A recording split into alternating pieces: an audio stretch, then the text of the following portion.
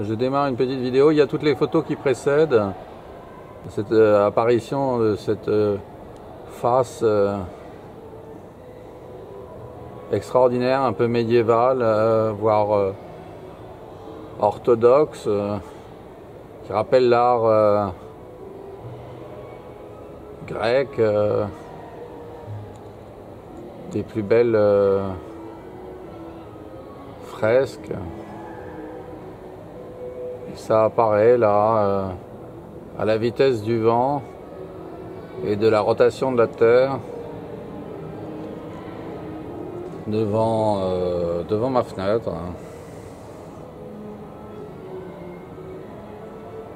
Devant l'observatoire des nuages de Rosoïs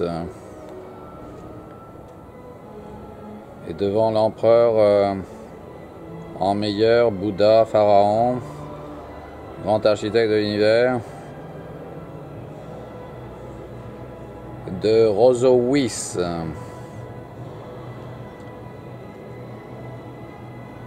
Laurie Granier d'Atlantide, langue de Rosoïs.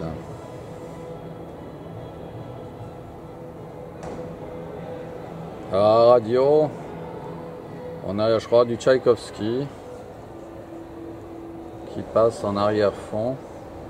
J'espère qu'on va pas nous interdire de voir. Il va falloir que j'aille éteindre. Je vais éteindre pour ne pas me voir interdire, parce que j'aurais pris sans le vouloir, parce que j'écoute la radio en ambiance sonore, ce qui passe à la radio, mais non, là, je l'ai éteint avant. Sinon, on pourra retrouver ce qui passait à la radio ce jour-là grâce au fichier. C'était sur France Musique. Il faudra voir la date et l'heure. Et puis mettre en liaison, faire des recherches sur le site de France Musique pour retrouver si ça a été enregistré, parce qu'il y a la fenêtre qui est devant l'enceinte, la baffle. Donc normalement ça devrait pas être enregistré là où je suis, mais j'entendais quand même moi un peu, alors des fois que le caméscope entend. Voilà, donc j'arrête la séquence parce que la figure, là, le grand portrait a disparu. Je montre, oh là, mais il y en a un autre là, gigantesque. Alors ce qu'il faut, encore une fois, c'est surexposé, je trouve, en raison des réverbérations des éclairages de la ville.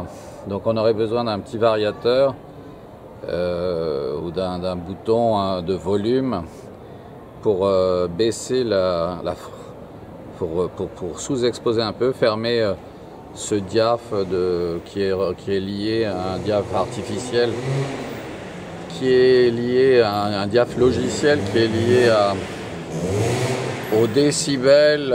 Tiens, ça tombe bien les décibels là de la moto. Est-ce que j'ai des droits? Il faut que je paye des droits d'auteur, hein.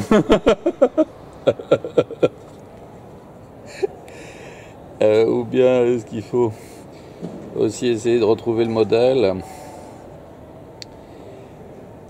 de la moto.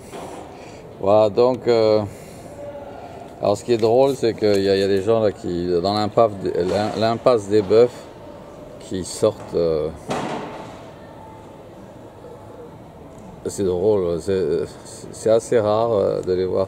Mais il y a de temps en temps des touristes qui sortent par la porte là-bas, qui visitent l'impasse des Bœufs. Voilà. Donc ça fait partie de un peu d'animation dans cette impasse avant leur disparition. Voilà, donc une petite séquence en plus de vidéo nuage, mais dont en réalité seul le début est intéressant vraiment, en raison de cette vraiment admirable sculpture, enfin peinture gigantesque hein, à l'aune de la dimension de l'observatoire des nuages de Rosoïs là devant, qui est en réalité l'ancien observatoire de l'école polytechnique que j'ai envie d'utiliser pour mettre des caméscopes pour observer le ciel depuis là-bas dans toutes les directions, depuis la coupole,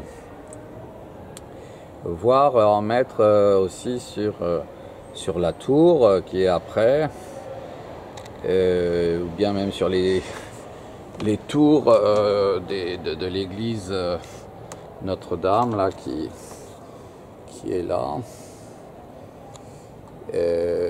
Ça serait possible là-haut pour mieux observer l'arrivée des nuages et les enregistrer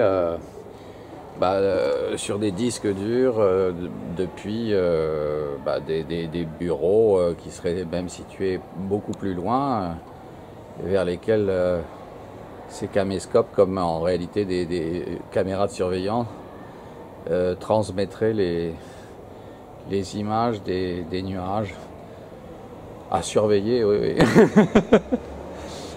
Ces œuvres d'art, sculptures, des plus admirables. Tiens, il y en a une alors là qui vaut vraiment la peine d'archiver, qui est vraiment admirable, ouais. Qui apparaît là. Ouh là là. Mais est-ce que ça serait pas moi là dans 30 ans là, avec les cheveux longs? Ça se pourrait, enfin. Je sais pas là, c'est moi, parce que de temps en temps j'apparais effectivement dans 30 ans. Comme je suis apparu au-dessus de Rome, de la ville de Rome en synchrone en 1975, mais en réalité depuis l'année 2005. Alors en réalité là, ça serait en 2045 que j'apparais d'avance, en réalité plus ou moins au même endroit où nous sommes. Donc il n'y a plus le décalage qu'il y a eu entre 2005 et 2075 entre Rome et Paris. C'est ça qui est extraordinaire, c'est qu'il y a eu vraiment Rome de 1975 correspondait à Paris très exactement. Alors c'est peut-être pas moi là, hein, c'est peut-être, mais il y a une autre fois là où on a filmé ça en plein jour, où c'est moi. La différence, c'est que probablement là-bas en 2045, j'ai renoncé à transmettre de ma voix vers les années, vers nos années, tandis que en 2005, j'ai transmis ce que j'avais transmis en 1965 et 1975, et que j'ai découvert avoir transmis effectivement, tout s'est répété, et donc on a entendu 40 ans et 75 et 30 ans avant tout ce que je disais, et paraît-il même avant ma naissance. Maman m'ayant confirmé ça il y a peu de temps, là en 2016 pour la première fois, que effectivement on m'avait entendu avant ma naissance. Déjà l'ensemble de la communication comme quoi elle aurait été donc au moins 4 fois faite entièrement, à raison d'une moyenne de 12 heures par jour, les transmissions salvatrices à travers espace et temps pour sauver cette planète avant l'explosion du Soleil. Sinon. Et puis tout ça en raison de la fidélité par principe à ma femme qui a avec moi le très véritable anneau des plus véritables mariages, hein, en commun, et c'est en raison de cet anneau que tout le monde sait, enfin, que les plus véritables mariages ont eu lieu en Immaculée Conception, un certain nombre d'entre eux, ce qui a permis de mettre au monde de très très nombreux ingénieurs régulièrement, ce qui a permis de faire des bonds en avant plus qu'admirables sur cette planète pour l'amener au rétablissement, si possible, dès que possible, périodique, dans une façon à sevrage de procédés, c'est-à-dire le contraire d'un sevrage, c'est-à-dire une sorte de prise de drogue collective, de la beauté, mais cette fois-ci une drogue permise, pas une drogue qui fait mal, de la très très grande beauté de la vision d'Atlantide reliée, enfin de l'ex-Atlantide, renommée Christine et Laurie Granier d'Atlantide Langue d'Oz, relié à ce variateur de la vision d'Atlantide qui est relié à chacun de nos cerveaux et dont on aperçoit, grâce un peu à la réalité augmentée là, qui est vraiment très facile à manier, mais malheureusement qui est un peu surexposée. Là, il faudra arranger ça par l'idée prototype là, que j'ai lancée d'un variateur qui permettra d'assombrir un peu, de contraster un peu plus, donc de sous-exposer ce qui est là pour l'instant surexposé, en tout cas en ville, même quand on n'est pas une nuit de pleine lune, en raison de la réverbération des lumières de la ville sur le dessous des nuages, qui probablement n'est pas la même situation précise à la campagne ou à la montagne.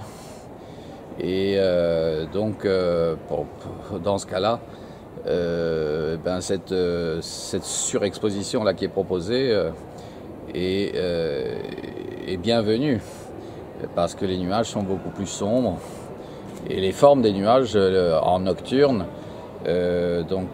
durant la nuit, ne sont pas aussi claires, elles sont sombres, donc une surexposition à ce moment-là est bienvenue. Tandis que là, malheureusement, elle nous fait perdre quantité de nuances et de détails qui donnerait beaucoup de volume, en tout cas beaucoup plus de volume, un volume 3D à ces nuages, ces merveilleux nuages qui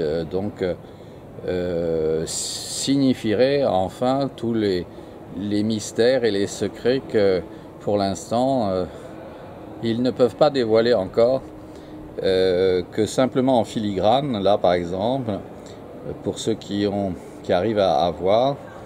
Mais il conviendra à ce moment-là, pour voir cette image, de la voir en verticale, en ayant la tête penchée sur l'épaule gauche, et à ce moment-là on verra ce qu'il y avait.